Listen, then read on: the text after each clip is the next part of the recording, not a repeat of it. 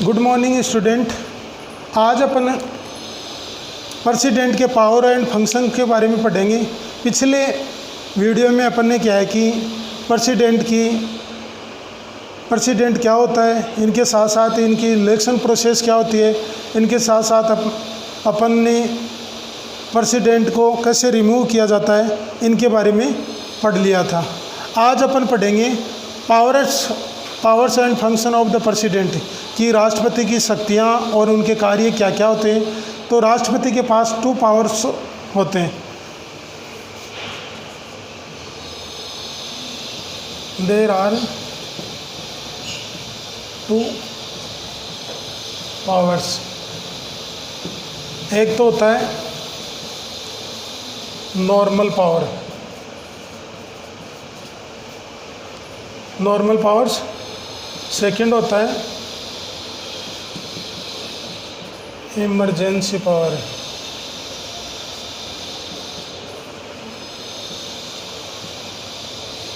Normal power और emergency power. अब अपन क्या करेंगे, इनको 1 बाई 1 देखेंगे। पहले अपन नॉर्मल पावर्स देखेंगे, उसके बाद में अपन देखेंगे इमरजेंसी पावर्स। हाँ, तो अपन इसके नॉर्मल पावर्स को देखते हैं। नॉर्मल पावर्स और राइट्स कि इसके अधिकार और जो शक्तियाँ हैं वो क्या क्या होती है। फर्स्ट आता है नॉर्मल पावर्स में एजुकेटिव एंड एडमिनिस्ट्रेटिव पावर, प्रशासनिक शक्ति या कार्यपालिका की जो शक्ति है कि इसके पास प्रशासनिक शक्तियाँ क्या क्या है। इसमें फर्स्ट पॉइंट आता है appointment and remove of important officers. Appointment remove important officers, ये क्या है कि इम्पोर्टेंट ऑफिसर्स को रिमूव करता है, अपॉइंट करता है। एक तो क्या करता है कि जैसे मतलब है जो भी लोकसभा के अंदर जो भी मंत्री परिषद होती है या जो भी राज्यसभा की जो भी मंत्री परिषद होती है, इनकी मंत्री परिषद को रिमूव करने का, इनको अपॉइंट करने का, ये सारा वर्क कौन करता है? राष्ट्रपति करता है, प्रेसिडेंट करता है। और प्रेसिडेंट ही क्या करता है, ये प्राइम मिनिस्टर की सलाह से इसको क्या करता है, अपॉइंट करने का वर्क भी करता है। इनके साथ ही क्या है कि सुप्रीम कोर्ट के जो जज वगैरह होते हैं, एक ऑडिटर जनरल होता है, कंट्रोलर होता है, इनको भी अपॉइंट करने का और रिमूव करने का इनके पास पावर होता है। Power associate with functioning of the government. अब क्या है कि जैसे कौन कौन से, जैसे मतलब जो भी सुप्रीम कोर्ट वगैरह का जो कानून बनाने से संबंधित है, इनके साथ ही ऑडिटर जनरल है, इनका वर्क है। ये क्या है कि प्रेसिडेंट क्या करता है, उनको विभाग वगैरह आवंटित करने का वर्क भी करता है।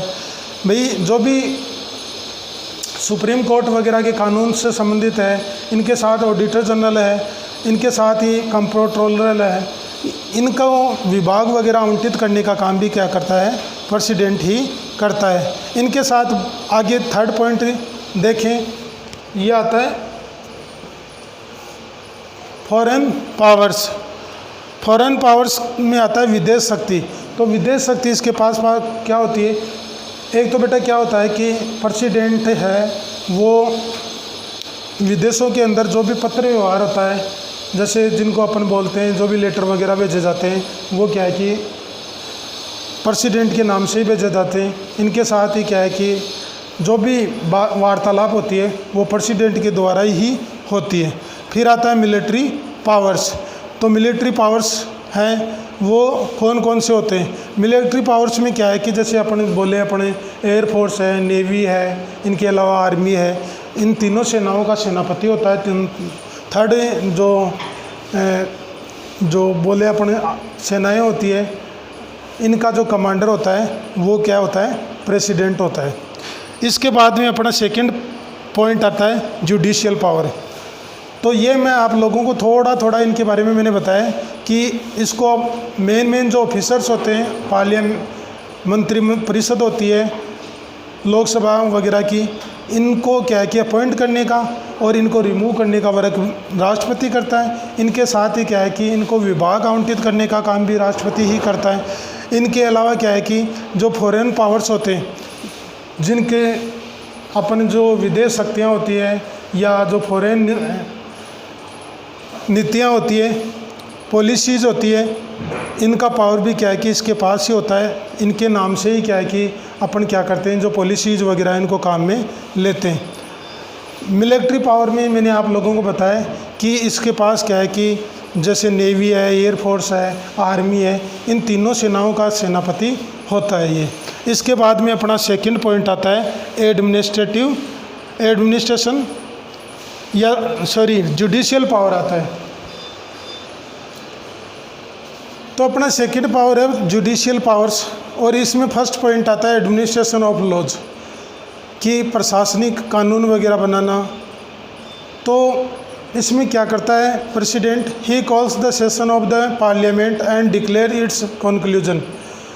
तो एक तो क्या होता है कि प्रेसिडेंट क्या करता है, पार्लियामेंट का जो सेशन है उनको बुलाता है और इनकी घोषणा करता है, और उनके ऊपर जो भी कंक्लूजन होता है, जो भी निष्कर्ष वगैरह होता है, इनकी घोषणा करता है। और इसका सेकंड पॉइंट है he can dissolve the Lok Sabha. The Lok Sabha has been dissolved for 9 times till up now.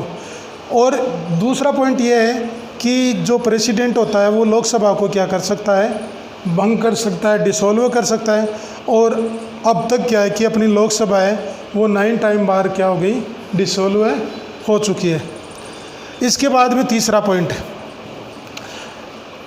एक क्या है कि जो प्रेसिडेंट है वो क्या है कि जो लोकसभा का जो सेशन होता है उसको बुलाने का वर्क भी करता है, मतलब उसकी जॉइंट मीटिंग बुलाने का काम भी करता है।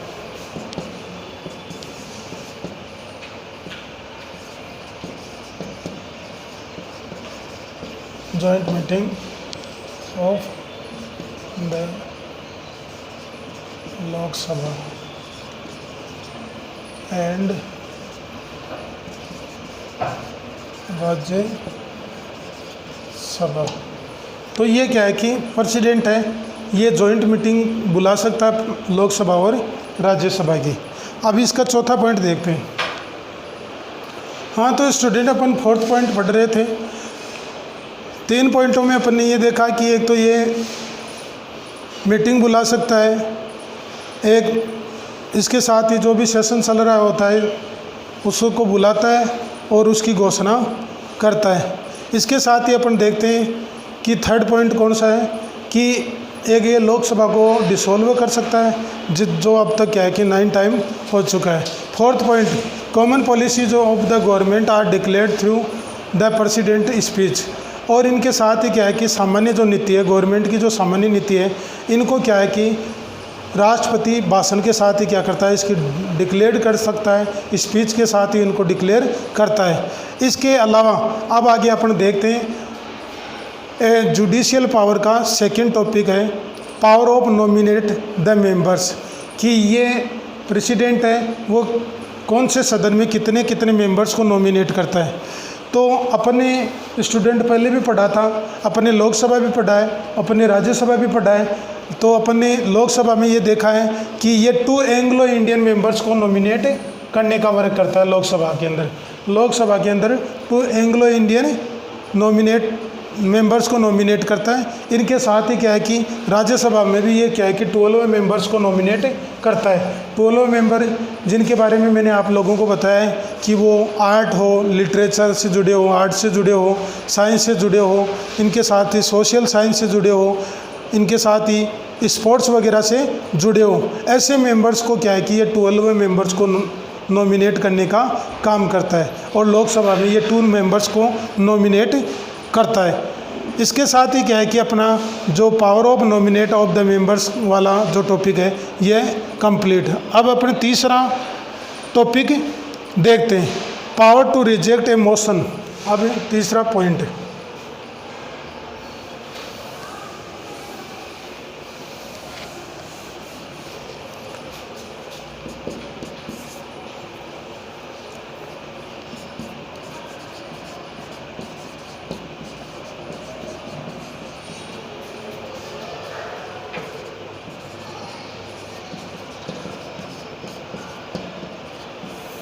तीसरा पॉइंट है power to reject a motion.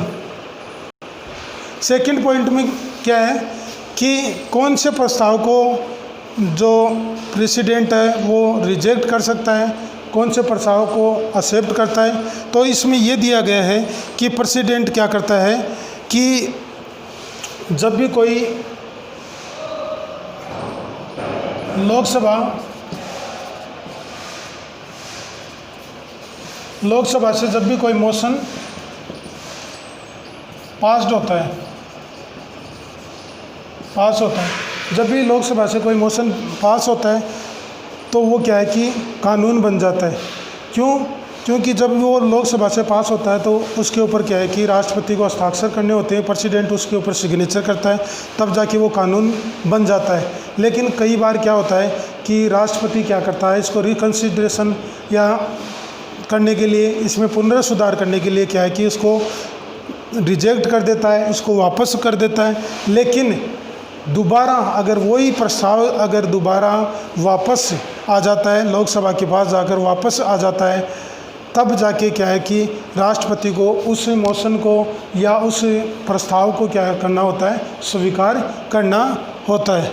इस प्रकार क्या है कि power to reject a motion दिया गया है कि लोकसभा में और राज्यसभा में अगर कोई भी प्रस्ताव अगर पास हो जाता है तो उसको क्या है कि राष्ट्रपति के पास भेजा जाता है, और राष्ट्रपति जब उसको स्वीकार कर लेते हैं तब तो क्या है कि वो पास हो जाता है। और स्वीकार नहीं करता है, अपनी विवेकीय शक्तियों के अनुसार अगर उसको स्वीकार नहीं करता है तो वो रिकन्सिडरेशन के लिए उसको वापस कर देता है, और वापस करने के बाद में क्या है कि वो वापस जाता है लोकसभा में, और लोकसभा में वापस जाने के बाद में उनके ऊपर पुनर्विचार किया जाता है, और उसके बाद में दोबारा वो उसके पास आता है, और दोबारा फिर क्या है कि उसको प्रेसिडेंट को उसको स्वीकार करना होता है।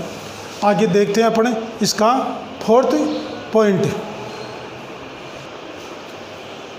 हाँ, तो अपना फोर्थ पॉइंट है पावर टू प्रोमुलगेट ऑर्डिनेंस। इसमें अपन देखते हैं कि राष्ट्रपति क्या काम में लेता है, क्या शक्ति काम में लेता है। The president has the power to issue ordinance when the parliament session is not in progress. कहने का मतलब ये है कि राष्ट्रपति है, ये जब सत्र नहीं चल रहा होता है, पार्लियामेंट का सत्र नहीं चल रहा होता है, तो ये क्या है कि एक आयोग काम में लेता है, एक आयोग जारी करता है जिसको ऑर्डिनेंस बोलते हैं। ऑर्डिनेंस को इश्यू करते हैं जब क्या है कि पार्लियामेंट सेशन है वो प्रोग्रेस नहीं कर रहा होता है। These ordinance are valid for 6 months after the start of the parliament session. और ये जो ऑर्डिनेंस है ये क्या है कि पार्लियामेंट का जो सेशन शुरू होने से 6 महीने तक वैलिड होता है, बट मतलब 6 months तक क्या होता है, ये वैलिड होता है। जब पार्लियामेंट का सेशन शुरू हो जाता है उससे लेके 6 months तक वैलिड होता है। But if the parliament wishes, लेकिन यदि क्या है कि पार्लियामेंट की इच्छा है, these ordinance can be abolished even before the completion of their tenure, कि ये पार्लियामेंट के ऊपर निर्भर करता है कि वो मतलब उस सेशन को चलाना चाहता है या उसको हटाना चाहता है। अगर संसद ये चाहती है कि इस सेशन को यहाँ ही कंप्लीट अपन करते हैं तो इसको कंप्लीट भी कर सकती है, इसको हटा सकती है और दूसरा सेशन शुरू कर सकती है। तो ये तो अपना राष्ट्रपति की जो पावर्स थी उनमें क्या है कि जो टॉपिक चल रहा था जुडिशियल पावर। अब अपन इसके बाद में अपन देखेंगे फाइनेंशियल पावर। फाइनेंशियल पावर में क्या क्या आता है। तो तीसरा पॉइंट अपना फाइनेंशियल पावर है। फाइनेंशियल पावर का मतलब होता है वित्तीय शक्ति। The parliament has several important financial power also. देखो the president has several important financial power also. राष्ट्रपति के पास में क्या है कि कुछ वित्तीय शक्तियाँ हैं होती है, महत्वपूर्ण वित्तीय शक्तियाँ होती हैं। In the beginning of every financial year, the president causes to take and to place the account of the respective house year's income and expenditure in front of both the houses of parliament. तो शुरुआत में क्या होता है कि प्रतिवर्ष का जो भी बजट वगैरह होता है इसको क्या करता है कि जिसमें रिस्पेक्टिव ईयर्स होती है जिसका खर्चा इनके साथ ही उनकी आय वगैरह होती है, ये क्या है कि पार्लियामेंट के दोनों सदनों के सामने इनको रखा जाता है। लोकसभा और राज्यसभा दोनों सदनों के सामने इसको रखा जाता है।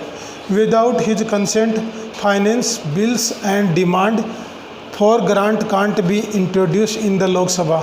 और इसमें ये बताया गया है कि प्रेसिडेंट की अनुमति के बिना क्या है कि जो वित्तीय बिल है या जो भी वित्तीय डिमांड है वो क्या है कि उसको इंट्रोड्यूस किया बिना इसको अपन क्या है कि अनुमति नहीं दे सकते, इसको जारी नहीं कर सकते। तो स्टूडेंट, आपने फाइनेंशियल पावर के बारे में देख लिया ही होगा कि फाइनेंशियल पावर है वो एक कितना अच्छा टॉपिक है।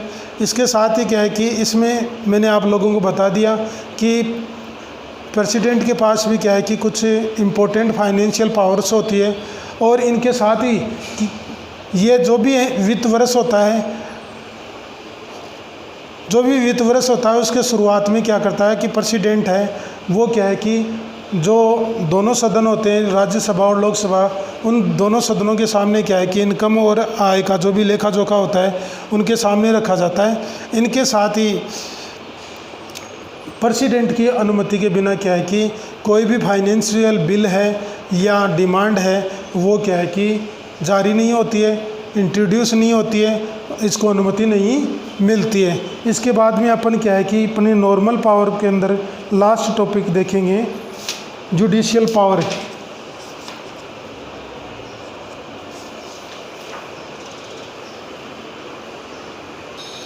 हाँ, तो स्टूडेंट अपन फोर्थ पॉइंट पढ़ रहे हैं। फोर्थ पॉइंट का नाम है जुडिशियल पावर्स।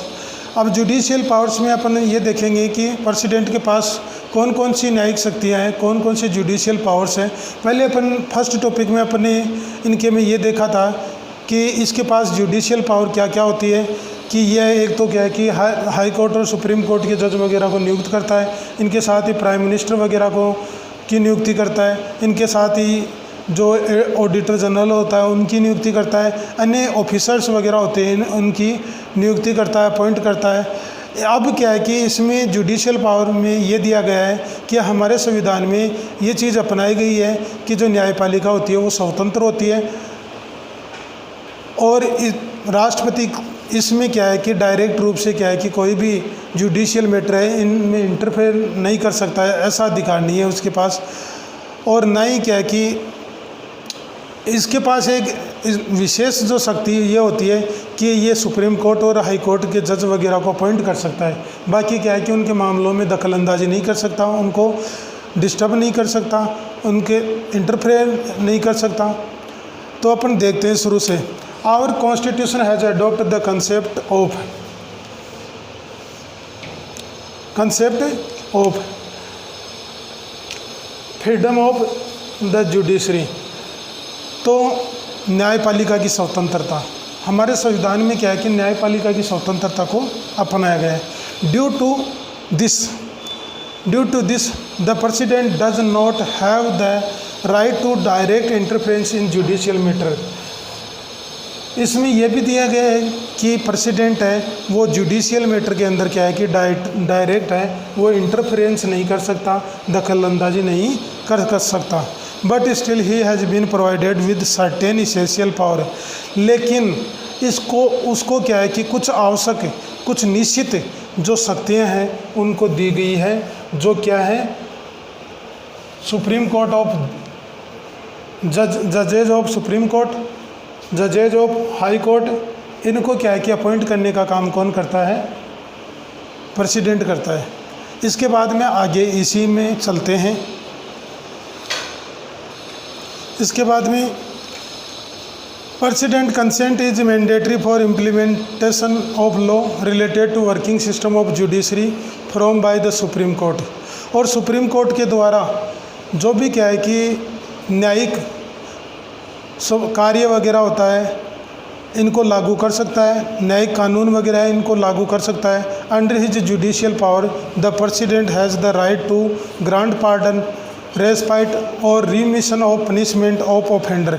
और प्रेसिडेंट के पास ये भी अधिकार होता है कि ये कोई भी अपराधी होता है उनको क्षमा याचना भी कर सकता है। अगर उसका अपराध क्या है कि गलत साबित हो जाता है तो उसको समयाचना करवा सकता है, और उसकी या फिर क्या है कि उसका पनिशमेंट है उसमें क्या है कि कमी करवा सकता है। तो ये स्टूडेंट क्या है कि प्रेसिडेंट की नॉर्मल पावर थी, जिनके बारे में अपन ने अध्ययन किया वन बाय वन। फर्स्ट जो एडमिनिस्ट्रेटिव पावर था, सेकंड जुडिशियल पावर था, थर्ड फाइनेंशियल पावर था, फोर्थ भी जुडिशियल पावर है। तो इसमें क्या है कि जैसे ये 4 पावर्स दिए गए हैं, जिनके बारे में अपन ने वन बाई वन अध्ययन किया। इसके बाद में अपन नेक्स्ट डे अपन क्या करेंगे कि अपने जो इमरजेंसी पावर है जिनके बारे में अध्ययन करेंगे, जिसके अंदर क्या है कि 3 अलग अलग क्या है कि अनुच्छेद दिए गए हैं। 1952, 1956 और 1960 ये 3 अनुच्छेद दिए गए हैं, जिनमें तीनों के अलग अलग रूप से इनको लागू किया गया है। 1952 है जैसे किसी बाह्य आक्रमण की बात आती है। 1956 है जैसे क्या है कि कोई राज्य के संविधान में संशोधन की बात आती है या कोई भी जो वर्क है। और 1960 है जिसके बारे में क्या है कि अपन बात करते हैं जैसे कोई भी वित्तीय संकट की स्थिति आती है, जो क्रिशियस वेल्थ क्रिशियस की कंडीशन आती है, ऐसे मतलब क्या है कि इसको काम में लेते हैं, जिनके बारे में अपन वन बाय वन क्या करेंगे, इसका अध्ययन करेंगे। आज अपन ने क्या है कि प्रेसिडेंट की जो नॉर्मल पावर्स है इनमें अपन ने क्या है कि ये सारा कुछ इसमें पढ़ा है अपन ने कि प्रेसिडेंट है किन किन चीज़ों को नियुक्त करता है, किन किन मतलब व्यक्तियों को नियुक्त करता है। इनके साथ ही साथ क्या है कि जो दोनों सदनों का जो सेशन बुलाता है, इनके साथ ही क्या है कि प्रेसिडेंट है यह मतलब क्या है कि न्यायपालिका की जो स्वतंत्रता है उसके अंदर क्या है कि इंटरफेयर नहीं कर सकता। हालांकि क्या है कि ये सुप्रीम कोर्ट और हाई कोर्ट के जज वगैरह को नियुक्त करने का काम करता है। तो ये सारे क्या है कि अपन ने आज पढ़ लिए हैं, और अब कल क्या है कि अपन इनके इमरजेंसी पावर के बारे में पढ़ेंगे।